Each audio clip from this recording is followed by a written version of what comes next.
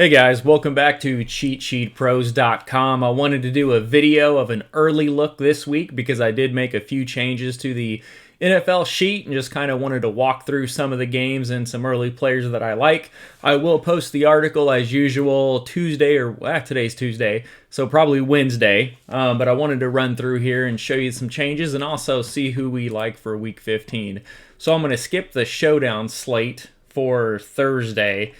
And I'm going to go over real quick the changes. I brought up the running back finder up here. This is the trenches, so you can see the ranks for O-line, D-line, mid runs of 5 to 10 yards, big runs of 10 plus yards. And then over here, one of our members last week brought up the pass pro versus pass pressure. So then we've got the team's pass protection rank versus the defensive pressure rank in passing situations. And then I got a little pop-up that comes down here and just says, hey, QB is going to be protected, so he's going to have time to pass, or QB is going to be under pressure, which we'll see a couple of those. Everything else up top is normal. I did bring in some new stats here. One thing I found myself always looking at is the red zone TD percentage. So seeing how many times a team can convert a TD in the red zone. And then I did the percentages, and I had those in here, and I was looking at them like, well, if I'm an average person, I don't know if 55 is good, bad, or if it sucks. So I put the rank down here so you can see good or bad. Of course, red is bad, green is good, and then we've got the ranks. And then I wanted to see the defense, how often they allowed a conversion, and same thing down here. So I brought this in. This should really help with totals if you're doing any type of sports betting. And then also, we added this last week, but I really like this yards allowed per rush attempt, which really pointed to David Montgomery last week. And one of the first plays I saw was his 80-yard touchdown run, which was really beneficial with his over. So I'm just going to flip through the games here and kind of show you. And I brought the fantasy points. So these are the fantasy points scored for each player, week 3 up to week 14. So you can kind of look back and see if there's players with like an inverse relationship. So for example, Robbie Anderson, Curtis Samuel, do they both go off at different times? Are they inversely related? Does one have a big game, the other have a crappy game, or can they both have big games? Just kind of gives you a quick overview. And then this is something new I put in this week. So I always look at ceiling to see, based off the player's salary, can they get to 4x or 5x? So just over the last 5 weeks, I bring in their ceiling, and the top 3 I'm just going to highlight in green so you can see the 3 highest ceiling players. And then if they're below 10 points, I'm just going to drop it in light gray, hide it in the background, and then everything else is going to be in this kind of white yellowish text so you can take a look at it. So those are the changes. Let's go ahead and get started looking at week 15. I cannot believe it's week 15 already.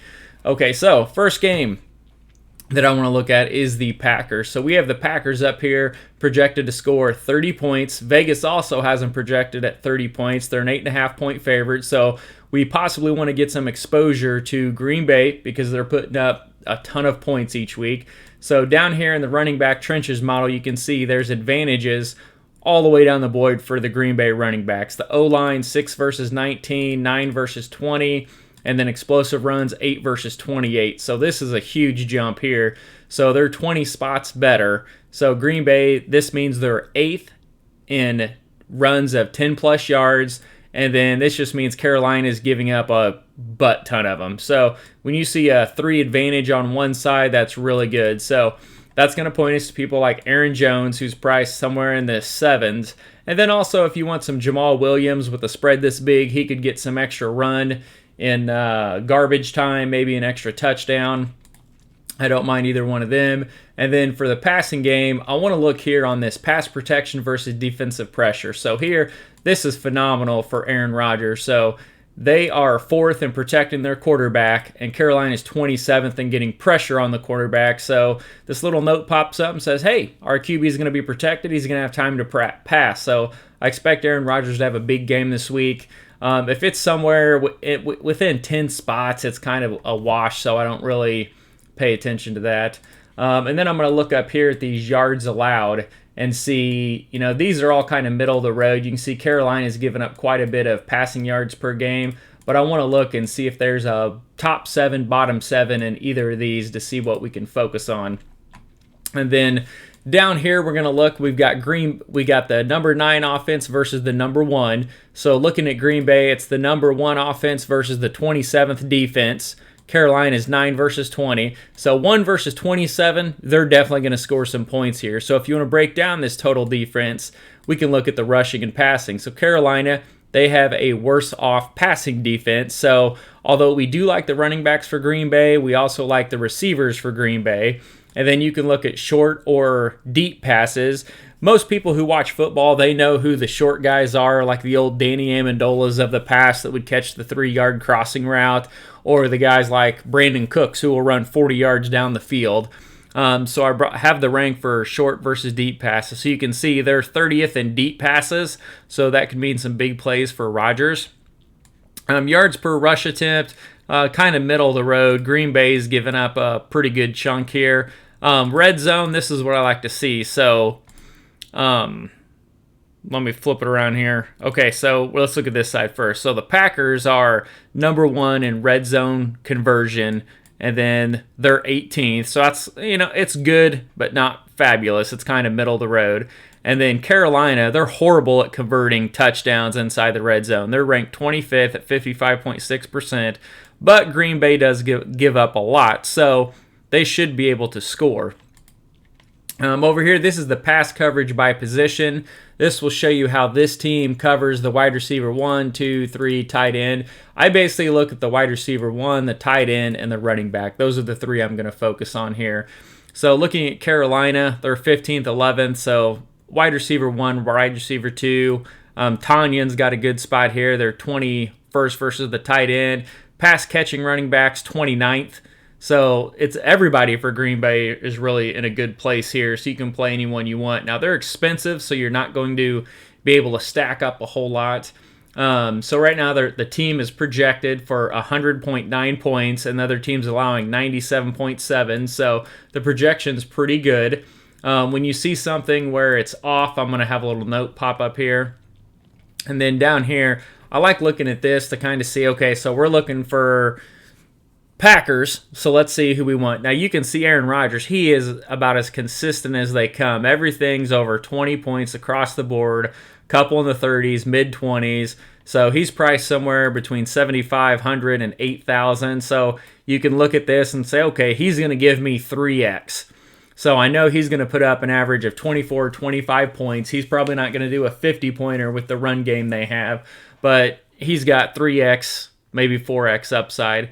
Aaron Jones has been kind of up and down, and I know he sat out some and got hurt, but he's got a ceiling with him of about 27, but he's got a lower floor of this 10 to 12 point range and then 10 points last week. And then Jamal Williams, he's kind of in that, let's say, 3 to 10 points, so he's probably going to give you 2x. If he gets a touchdown, he's going to go up over 3x, but just something to take a look at. And you can see these when Jones goes big, then Williams usually really doesn't do much. And then down here, so let's look at last week, week 14. So Rodgers had a standard good game. The running game really didn't do much. And of course, we've got Devontae Adams, who is just stellar across the board. I mean, he's about the most reliable player you can pick right now. And then you've got MVS, who blew up with a 20.5 game. Well, that took away from everybody else except for Tanyan. So if you do play Jones, I would not play MVS, or if you do fade Jones, maybe you use Adams and MVS together. And then also Robert Tonyan, I like him as a tight end. I don't know what his price is this week. Last week he was $4,200, but look at the consistency you have here. 15, 18, 14, 14. I mean, that's just consistent production. He started off good and then kind of went down, then popped a little bit, then went down, and then the last 4 weeks he's been a part of the game plan. So I think Rodgers is trusting him more, so I do like him as a tight end this week. So let's go ahead. I spent a lot of time on this, but I'm going to flip through these next games a little faster so this video doesn't take forever. So the next one I'm going to go down to is Indianapolis. So Vegas has Indy projected at 29 points. We've got them at 32, so we definitely want to get some exposure there. And we've seen what Houston run defense looks like. They're absolutely dreadful. So they're 29th on the D-line. They're 28th in allowing runs of 5 to 10. They're dead last in 10-plus yard runs. So this is great for the Indy running back. Well, Jonathan Taylor, we know, has been exploding lately. So we come down here, we look at Taylor. These last weeks was kind of up and down, but these last 2 weeks, 23 and 33 points. I mean, he's been absolutely phenomenal. So he's someone that we want to look at. And then Houston, they're giving up the 31st most rush yards per attempt at 5. So this only goes one decimal place, so I don't know if it's like close to 5.1 but somewhere around 5 yards a carry is just absolutely insane. And then you come up here and you see Houston is also giving up over 150 rushing yards per game. So I expect Indy to get a lead here and then just pound Taylor and run the clock out. So Taylor's going to get a lot of touches in this game. And I think last week Hines even had quite a bit of touches. So we come down here and we look at even these two games where Taylor went big. Can you see that? Okay. On there, you still had double digits from Hines. So he's still going to be involved. And then on the games where, let's say, Taylor didn't do well, like here in week 10, then we saw Hines blow up and have a 28-point game. And then again in week 8, when Taylor didn't do much, we had Hines and Wilkins handle the load. So I do like Taylor. I think a lot of the rookies, such as Cam Akers, are finally starting to get some more carries, and they're doing really well. And Jonathan Taylor's in an absolute smash spot. Another person that I like here is T.Y. Hilton. He was in the article last week, and I don't know what he ended up with, but he had like 80 yards and 2 touchdowns when I finally stopped watching the game. And so you can see Hilton up here. Where'd he go? T.Y. Hilton. Yeah, the last 3 weeks, he's had 18, 28, and 26 points. So that's phenomenal. He's starting to get a lot of targets. And then over here, Houston, I'm looking at the pass coverage. Wide receiver 1, wide receiver 2, they rank 31st, 30th. So either way, they're terrible at pass coverage. You can see their pass defense is 26th. They're not good at covering. They don't have any shutdown corners. And they're giving up a ton of pass yards as well. So Indy's going to put points on the board. It's going to be the Jonathan Taylor and T.Y. Hilton show. Those are the two I like the most. And Hilton shouldn't be too expensive. In the Monday to Thursday slate, these are the prices I pull. He was 55, so he's going to be within a couple $100 of that for the Sunday slate. So T.Y.'s in a smash spot. And then let's get down here to Tennessee. Of course, Derrick Henry. I'm not going to talk about him. Everybody knows Derrick Henry's a beast. And if you got the money to play him, you can play him. He has been super consistent. I mean, consistently hitting, 30 points. Even he has 1, 2, we'll count this one, 3 40-point games. And then he's got a 30-point game back here in week 3. And even these last 4 weeks, 23, 42, had that stinker, and then another 39. So 2 of his last 3 games, he's pushing 40 points. So his price is between 9 and 10,000, but he's giving you 4x, and 3x is almost a lock, even though it is expensive. I mean, they're going to continue to run him. And then Detroit rush defense, they rank 26, 4.4 yards a carry. Yeah, shouldn't have an issue there. Detroit is also up here giving up 132 rushing yards a game, so he should easily eclipse another 100. And then here in the trenches, I mean, look at Tennessee. They rank 3rd, 2nd, 5th, and 5th. And then they're going up against Detroit, who ranks 30th, 24th, 16th, and 28th. So Henry's getting in the end zone this week. The other player that I like on here is A.J. Brown. Now, I have him on a fantasy team, and I really haven't played him a whole lot. But he's someone, Detroit, look here, versus wide receiver 1s and 2s. They're 24th and 27th. And they're giving up 263 passing yards per game, which is 27th. And then you come down here just to see how A.J. Brown's been doing. And I mean, he's been pretty consistent for the most part. And these last 4 weeks especially, 16, 26, 12, and 27. So the last 3 weeks, he's broke 25 points in 2 of the 3. And he should be priced somewhere around that mid-7 range. So, of course, the 12 points isn't good. But if he can get in that 25 to 28 range, that's about 3.5, pushing 4x. So definitely like him. I'll make a note on that. Okay. And then what I like about this is there should be a lot of points in this game, so this is something new that we added, and this is one thing that jumps out, and this is a good example of it. Both teams are allowing over a 70% conversion rate on defense for the other team to score a touchdown inside the red zone. So if you're betting a total and you can find something like this on the sheet, that is great, because that means if they get in the red zone, 7 out of 10 times they're going to put it in there. And then you can see Tennessee, they're ranked third in red zone conversions going up against a team that's giving up the second most. So that's phenomenal for Tennessee. And then as far as the pass protection with A.J. Brown, Tennessee, they're good. It says protected, time to pass, 8th versus 28th. Detroit's not real good at getting pressure on the QB. And then over here, Tennessee's not real good. So whoever the quarterback is for Stafford is also going to have some time to throw. So Stafford is questionable. They don't know if he's going to play this week, so keep an eye on that. This line's going to skyrocket. It's already moved up 10 points if Stafford does not play. And then jumping down here, I think Tampa. Yeah, there it is. So this game is one that I bet as soon as it hit. When it hit my book, it was -4. And you can see this line here. It opened at Tampa -1.5, and it's went to -6 already. And it's Tuesday afternoon. I mean, that is just 4.5 points. I mean, there's a lot of money coming in on Tampa right now. So Vegas has them at 28.3 points. We have them at 28. Definitely want to get some exposure to them. Atlanta's giving up the 30th most passing yards per game at 281, so that's going to point us to Tom Brady and company. So we're going to come down here. We're going to look at the pass protection and see, okay, he's going to be protected. They're third at protection, and then Atlanta's 21st at putting pressure. They're not really going to do much in this game. And then you flip it the other way around, and Matt Ryan's going to have a lot of people in his face. They're 20th at protecting him, which means he's not getting a lot of time. And then Tampa Bay is third at putting pressure on the quarterback in passing situations. And then here, looking at this, so again, we had talked about the 3 advantages on one side. So third, first. That means Atlanta is going to have a heck of a time trying to run the ball, which they don't run anyway. Gurley's terrible. Brian Hill's the only one doing anything.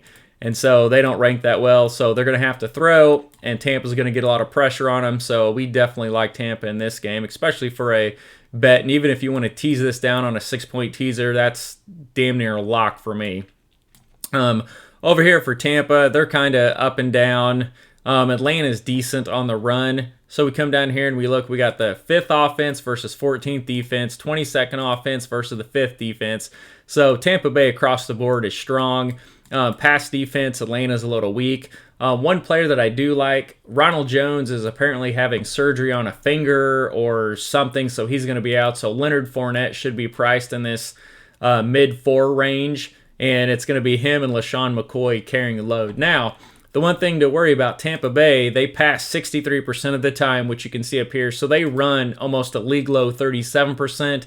But for 4K, if he can pop off a touchdown and, 8 touches, he's going to get you value. Atlanta's giving up 4.4 yards per carry, kind of middle of the road. And then this is what we really like to see. Tampa, they're 6th at TD conversion percentage in the red zone, and Atlanta is giving up the 4th most TDs in the red zone. So really good for Tampa here. Brady's been kind of up and down. He's got a huge ceiling, though. You see a game, he hit 37, 39, 35. So he can really get up there when he gets on a roll. And this could be a week. The way it's lining up, if it becomes a shootout, he could put up a lot. And he's going to be priced somewhere in the 6s. So even at that price, if he breaks 30, I mean, you're pushing 5x. That's huge value. But he does have a floor of 2x. Here we saw 15, 14, where they were ahead and they really didn't need to do much. And I don't mind playing a naked Brady. It's really hard to stack Tampa because when you've got Gronkowski, Antonio Brown, Mike Evans, Godwin, and even Scotty Miller caught a touchdown last week. I mean, he spread it out so much. You can see no one here. I mean, even looking back, let's look through here. Now, there's only one 20-point game and a 19.7-point game. And here's a 19.6 and an 18. But these receivers are usually in the, 6 to 7,000. So you're talking about 3x. So none of them are hitting 4x value, which is what you want for a GPP. So I don't mind a naked Brady for cash games, because if you're playing a double up and Brady gives you this 15-point game, he's not going to sink you with a receiver. and you'll still be fine. So he's someone to look at. And let me check my notes here. Yep, we talked about Fournette. And then let's go down here to the Minnesota game. Miami, I'm going to skip over that one. Washington, Seattle, I'm going to skip over that one. And I'm going to go down here to Minnesota. So David Montgomery has been on an absolute tear. Now, he is priced up this week at $7,000. But look at these last 3 games. 28, 27, and 27.5 points. So he is absolutely smashing. I mean, he's pushing 4x, 4x, 4x. So that's good if he can keep it up. So Minnesota's rush defense is kind of middle of the road. They're 19th in yards given up. Middle of the road in yards per carry. So it's not as good as I hoped, but it's decent. So I will own some of him, but he's not like being locked into my lineups like he was last week. Other than that, that was the big thing that I wanted to look at on this game. And then what's good about this down here, this little fantasy point production tracker, is you can come here and look at like Thielen and Jefferson are perfect too. You always wonder, who's going to blow up. Well, they've got games where they both stink, and then Dalvin blows up, and then they both do well, and Dalvin doesn't do as good. And then one goes nuclear, and the other one stops. And then if one's out, the other one does really well. And that they're also, Cook, Thielen, and Jefferson are related. 2 of the 3 are going to do really well, but it's very well that 3 of them are going to do very well. So here when Dalvin put up 51, the 2 receivers had less than 6 points. Here Dalvin fell to 15, and both receivers were between 20 and 25 points.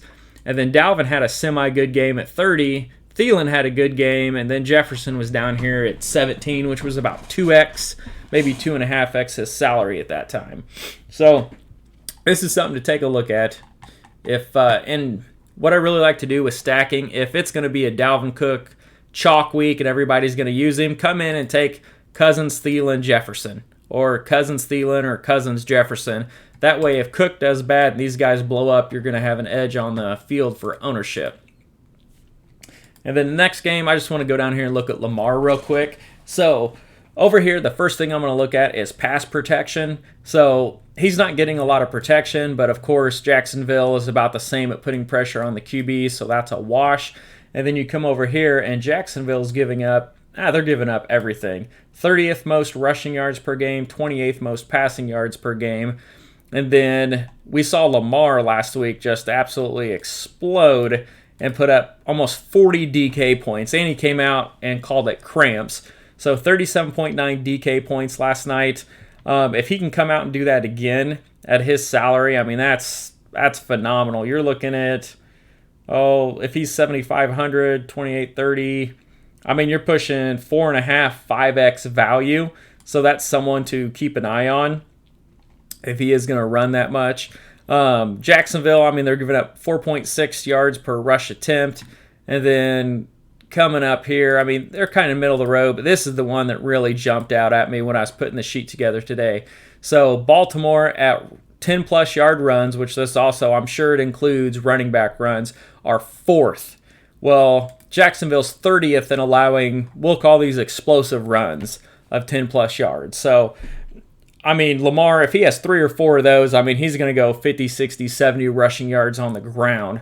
So I don't think there's any issue with them winning this game and putting up a lot of points. Sorry, I had to take a drink. And then let's go down here and look at the Dallas game. And so when I'm going through these, I'm just trying to show you guys what I like, how I look through the sheet, and kind of get you the process down. So when I flip to this, the first thing that I notice is this right here. This is the first place I glance at, right over here, because I want to see what yards is the other team allowing, rushing and passing. I want to see, so you can see San Francisco's pretty good, 8th and 5th, but then 32nd, that's dead last. So Dallas is giving up 162.7 rushing yards per game. So I want to come over here and see how San Francisco's doing in the trenches.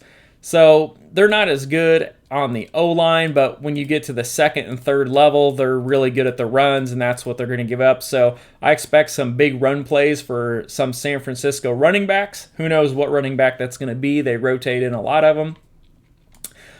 Dallas, I'm not really going to touch. I mean, San Francisco's only given up 105 rushing yards a game. There's no way you can play Zeke if you come down here and look at Zeke, he's been one of the biggest disappointments this year. In the last 3 weeks, he's got 3.9, 13.5, and 7.9. And then since week 6, he's only broke 20 one time, and that's because he caught a receiving touchdown, and he eclipsed the 100-point mark by like 3 yards and barely got it. Cooper, however, has been pretty consistent. You can see he's 26, 16, 15. He's getting targets, and then Lamb, Gallup kind of back and forth. Schultz is that kind of 6 to 8 point guy you can plug in there. That is cheap. And let me glance around here and see if there's anything else. Yeah, so Dallas should struggle in this game. Jesus, 5.1 yards per carry, dead last. So should be a big running game for San Francisco. So find one of those running backs, mix them in. And let me look at my note. Who was the one guy? Oh, my other note I had on this game. So Deebo Samuel is questionable. It does not look like he's going to play next week. They said he could probably miss 2 weeks. So Brandon Ayuk, I don't even know how to pronounce his name. Ayuki is what we're going to call him. Should get a lot of targets, and he should be priced in the low 6s. So we like some Brandon this week. And how has he been doing? So here he is. Okay, so last 2 weeks, he's got 20.5 points in week 13 and 24.9 in week 14. And then Debo's not going to be there, so this should be a floor for him of 3x, and he should push 4x or 5x if they don't run the ball and just pound him in the ground. But I like him as a cheap wide receiver. And then, yeah, I think that's all I had on that game. Next game I want to look at real quick is the Rams. So this one's almost comical. So we have the Rams, who opened at 13.5. They jumped to 17. So a 3.5 point jump already. I think this is the second biggest line movement behind Tampa Bay. And then it's your usual stuff here. In the protection, the Jets, I mean, they're 29th in protecting the quarterback. The Rams are 6th, so they're going to get after whoever's under center. And then the Rams are great at protecting their quarterback, and the Jets don't apply any pressure. The one thing to note here is that the Jets, even though they're 24th in total defense, they have the 8th best rushing defense, and their red zone number is really good. They have the best percentage at non-conversion touchdowns inside the red zone. Oh, I'm sorry. That's the offense. They're 24th in allowing them, so not as good as I thought. So their offense sucks, defense bad. You get the point. But they're allowing a low yards per carry. So I think a sneaky stack here would be looking at Goff in the low 6s and then stacking up Cooper, Woods, or one or the other. The Jets do have the worst pass defense now. They've taken over that rank, and they're giving up the 31st most passing yards per game at 286. And then when you come down here, you're trying to figure out Kupp or Woods. I recommend looking at the wide receiver cornerback matchups and then having a little bit more exposure to the one with the better setup. But they've both been doing decent. It looks like Woods been a little bit stronger with 33, 15, 18 versus 28, 6, 15, and 14. Either one of those guys. The last couple of weeks, no one's really exploded, but that's because Cam Akers has been back in the mix, and he's looked really good, putting up 16 and 24 points last week. He should have a tougher time this week. At 6,600, I probably won't have a ton of him. I'll have him in a few lineups, but just looking at this, seeing the Jets are 8th in rushing defense. They have one of the lowest yards per carries. I think this will be more of a passing game for the Rams, but honestly, the Rams are such a better team. They're going to be able to do whatever they want in this game.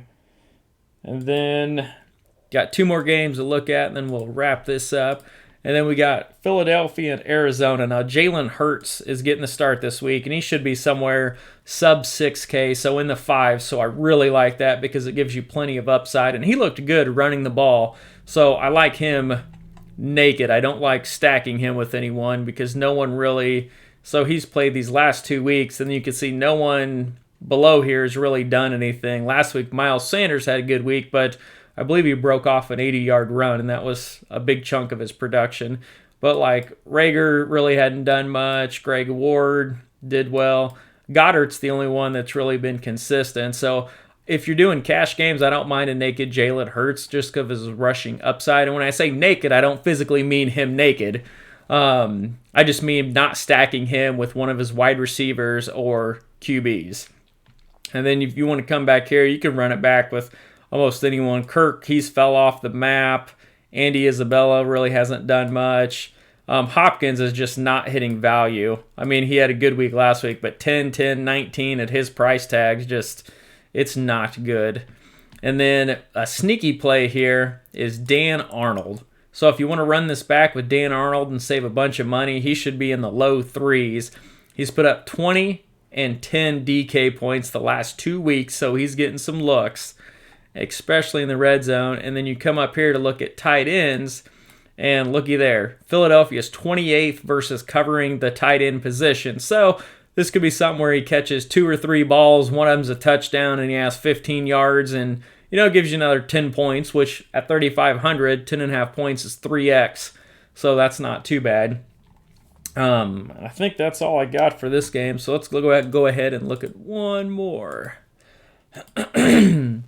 KC and New Orleans. So the people that have followed me a while, I live in Kansas City. I'm a Chiefs fan, so this is a hard biased game for me. I don't look at a lot of stats because KC runs so much trickery and Mahomes is unbelievable that, stats really doesn't change anything. Now, of course, the Saints have the better defense here. They're second, first, and fourth.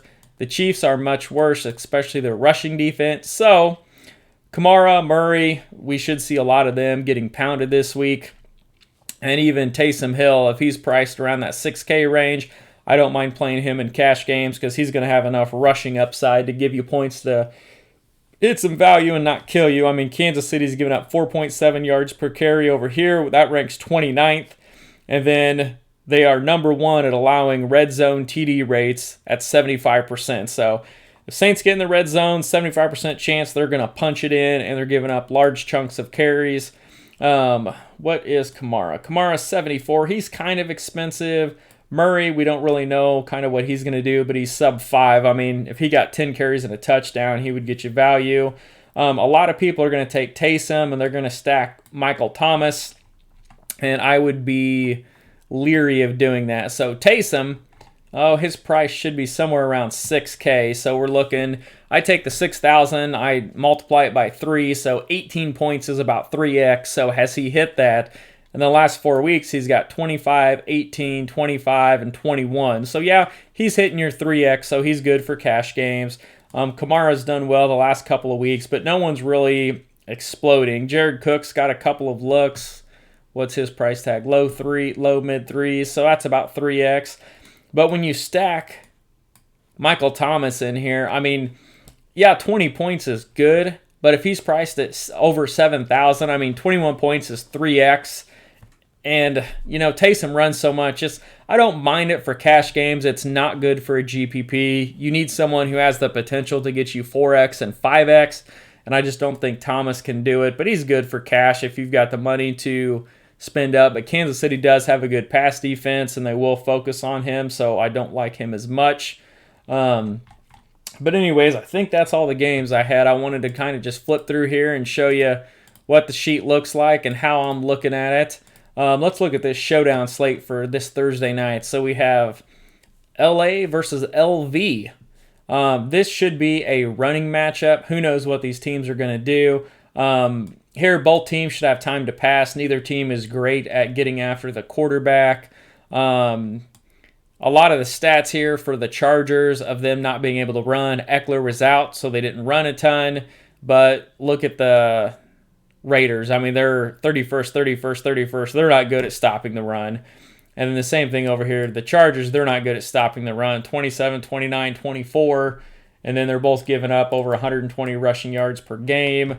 And then they're both green in rushing yards per attempt allowed at 4.6, 4.7. So play running backs. You've got to have some running backs. I love Eckler. He was coming off a big game last week. What did he do? Yeah, he has 24. He had the Dudler. And then 23.6. So 24 points. I like him. He's probably one of the best values. It's hard to argue with Derek Carr, though. I hate Derek Carr because I'm a Chiefs fan, and I just don't care for the Raiders. But, out of these last 5 weeks, he has 2 dud games, 7 and 5 points. But then he's got 22, 36, 29. He's got massive value. So these games where he's doing really well, is there a particular receiver that he's targeting? Well, in Week 13, we all know that it was Waller, who put up 48 points. And then in week 14, it looks like it was Aguilar. And then Waller had a little bit. So I would look at those two if you're going to stack him in there. I don't know if Jacobs is playing this week or whatnot. He's been fizz-duckled lately at 13-6, didn't play in 10. But he does have upside here. He had a 32-point game back in week 10. So I like Eckler. I like Jacobs if they play in this game. I like Carr. If you do play Carr, you have to get Aguilar or Waller in there.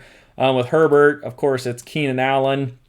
Keenan Allen's dropped off since Eckler's been back with 10 and 20 points. But prior to that, I mean, look, he had some massive games. 25, 22, 28, a dud, and then 39. So Keenan Allen's the guy that's got the upside. The problem is when I build the early lineups, everybody is priced up so high you've got to punt somewhere. So I'll look at that more when we get into the showdown slate. But anyways, thanks for watching. If you guys are new and just saw us on YouTube, we have a free Facebook group that you can join at facebook.com/group/Haze, Haze, Sheets, SHEETS.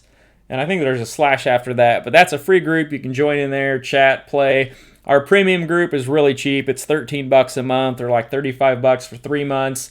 And I post the sheet every week for NBA. I post a sheet for that every single day. We do MLB, daily sheet posted. We're also into betting sheets now where we've got a college hoops and college football betting sheets. You can see the tutorial videos on those. And I think that's it. Oh, and we do golf. We post those weekly. They'll be back up in January when the tour starts. So anyways, I hope you guys are having a good holiday break. I'm on vacation Friday and all next week until after Christmas, so I'll have a lot of content, articles, all that good stuff. Be in the chat. So talk to you later, guys.